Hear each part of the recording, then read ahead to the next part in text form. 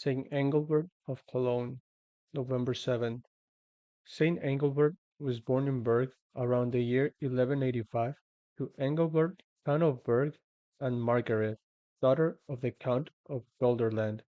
He studied at the Cathedral School of Cologne and, while still a boy, was made provost of the churches of St. George and St. Severin at Cologne, and of St. Mary's at Aachen, as it was common of use in the church at the time to appoint the children of nobles to such positions.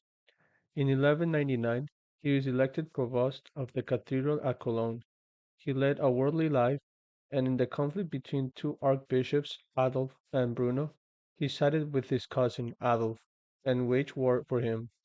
Consequently, he was excommunicated by the Pope along with his cousin.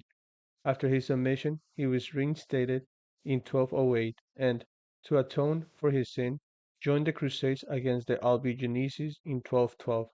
On February 29, 1216, the chapter of the cathedral elected him archbishop by an unanimous vote.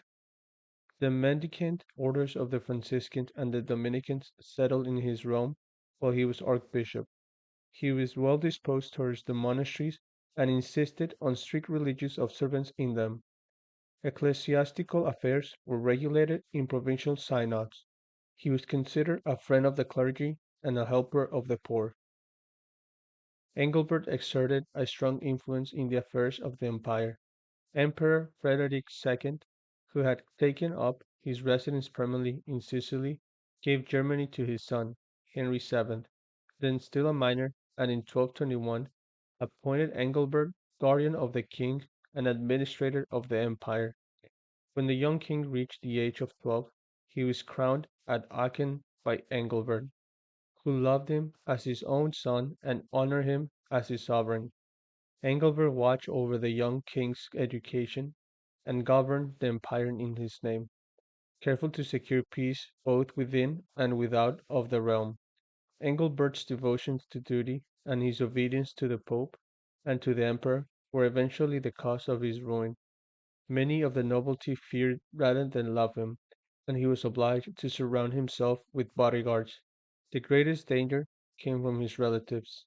His cousin, Count Frederick of Eisenberg, the secular administrator for the nuns of Essen, had grievously oppressed the abbey.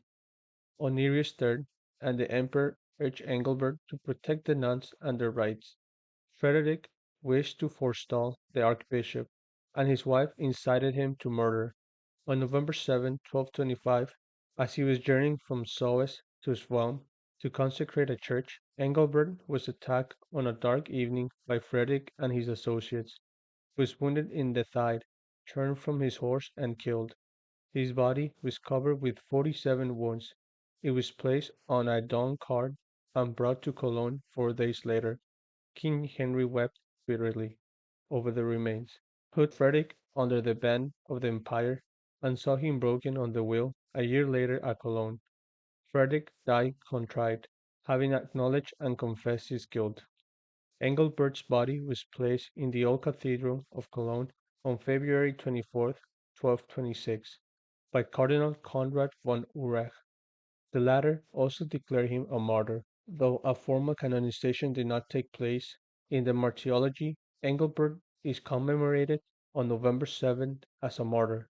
A convent for nuns was erected at the place of his death.